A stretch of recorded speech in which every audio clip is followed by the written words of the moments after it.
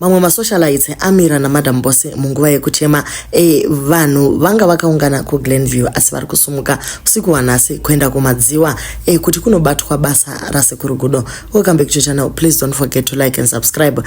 Mamwe masocialites asina kukwanisawo kuenda vanyorawo mapress statement avo akasiyana kuma pages kwavo vachichema pamwe chete na Madam Boss kutiwo zvakare kune rumwe rufu rwaitikawo rwa socialite fitness trainer anonzi Sensei ndo kwaendawo vamwewo maititi vari kumirawo neivavo. So Chipo the trouble causer wanyora press statement rake akati iye, dear Madam Boss, I'm deeply saddened to hear about your loss. My heart goes out to you and your loved ones during this difficult time. You are not alone. The entire entertainment community stands with you. My thoughts are with you and your family. Your strength and resilience inspires all. Sending love and support. Chipo the trouble causer management. So anyorawo yake statement akati aiwa isusu kuno anamai Ruben tirikumira nemi.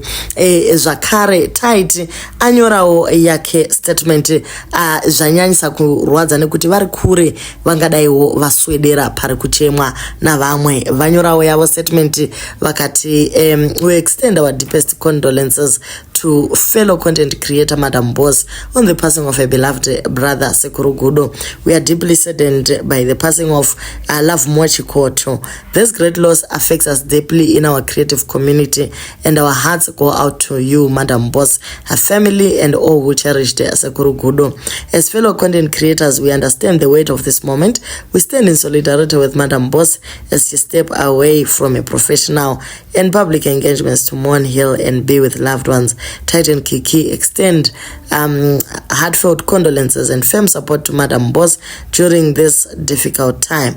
Together, let's uplift Madam Boss with the same warmth and kindness she has shared with the world management team, Tite and Kiki. So it is a very heartbreaking, guys, kushaikirwa ne brother yako.